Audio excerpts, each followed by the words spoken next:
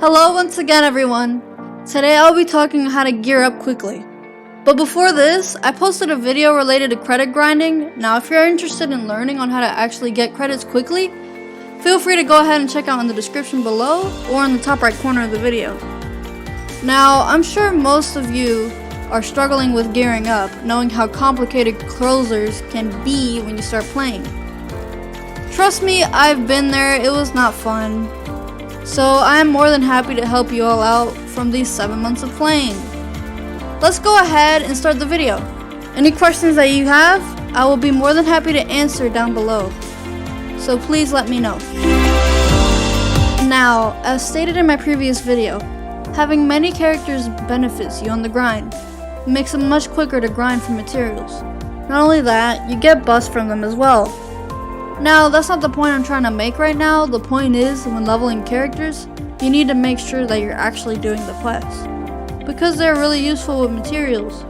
There's literally never enough materials that you need when you're gearing up. When it comes to closers, quests are basically there for a purpose, not only leveling, but also in your gear. There's even useful repeat quests like in Busan that gives Sea Breeze every time you do that dungeon. It'll be worth it. Remember, repeat quests are gotten by doing side quests that are given while doing the main story. So be sure to do those. In the beginning, most of us are playing many characters, but find a lot of them to be fun. There's an important factor when it comes to gearing up. This actually ends up saving you a lot of time and resources. This comes down to deciding your main. Now, having a main is very important with closers, trust me, it really is. Gearing up requires lots of material, time, and credits. So having to work on one character, and that's one character to only worry about. Not only that, you'll obviously be having the most fun with your main, since after all, mains are the ones that actually have your preferred playstyle.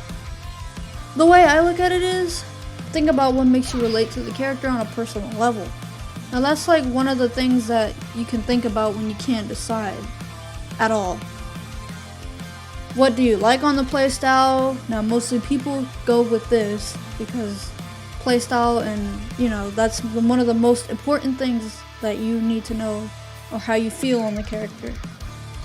Like for example, wide AoE attacks, long range, close range, fast characters, or slow ones. Or even the weapon. Depending on the player, sometimes they actually go by the character's personality. Like one might be more annoying than the other, or look better than the other. Now that is something that should be thought about lastly. If it's too difficult to decide, that's basically your last option. Alright, so this is something that you're actually gonna have to learn. Now, you need to actually know how to handle your credits because gear is very expensive. And it was something that I honestly did not expect in the beginning. But if you're actually interested in learning on how to even make good amount of credits, well, as stated in the beginning of the video, there's a video I posted related to many options on grinding credits. Now you actually need to learn on how to handle them.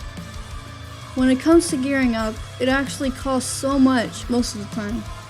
Getting things sometimes costs 10 mil each for crafting a gear piece. Gear can even cost you up to 50 mil, or even higher than that.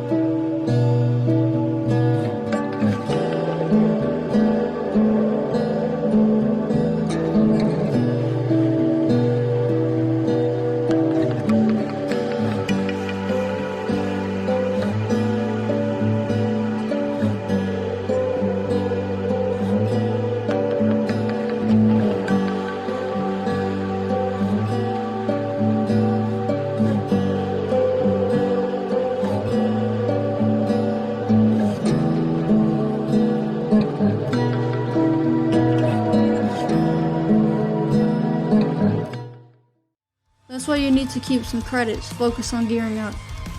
And when you feel decently geared, which should be about 4 to 5 million, then that's when you can basically take it slow and just slack on buying costumes or something. Having that amount of TCP can make you do the important dungeons that you'd basically need for credits, or even you'll be able to do raids like BBV2 or BBV1.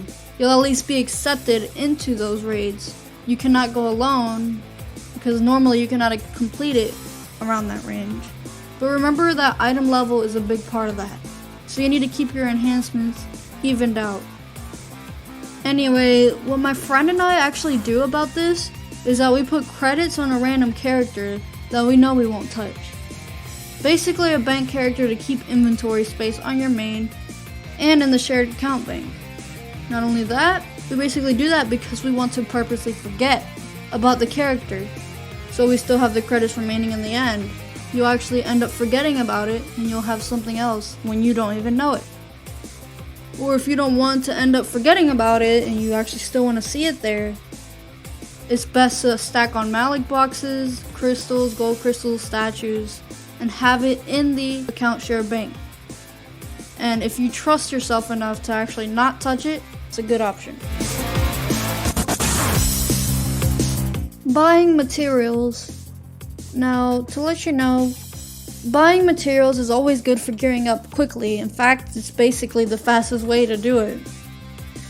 But materials that you need, like apocalypse vials, bugs, dark matter, things of that nature, cannot be sold.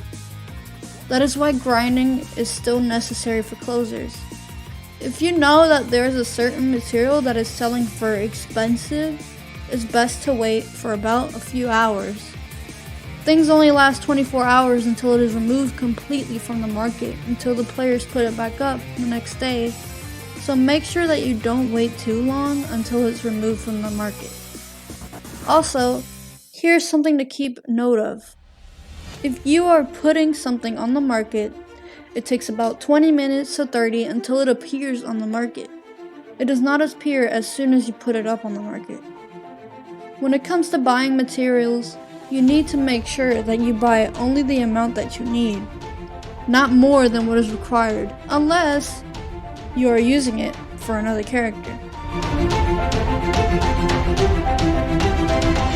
Now, I'm sure you're aware by now that you actually need a lot of materials for crafting. Materials like bugs. Yes, bugs that are actually earned from certain bosses in different areas, like Arena, David, Wolfgang, Hoffman, Misuk, and Untouchable. Certain bugs or even materials are not account shareable without using an item called Dimensional Box.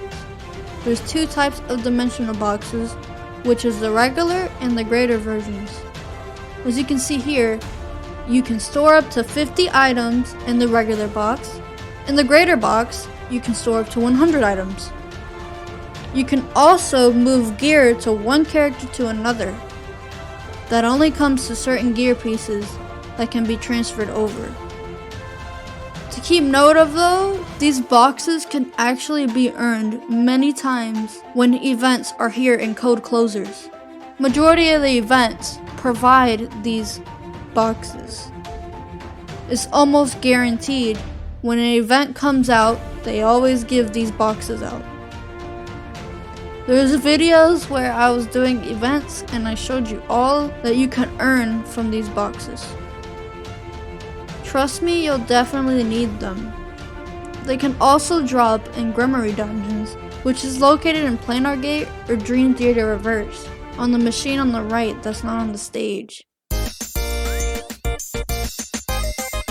Now, I hope this ended up giving you a good idea on what to do when grinding for gear. At least the quickest way to do it. Quests are always good for materials.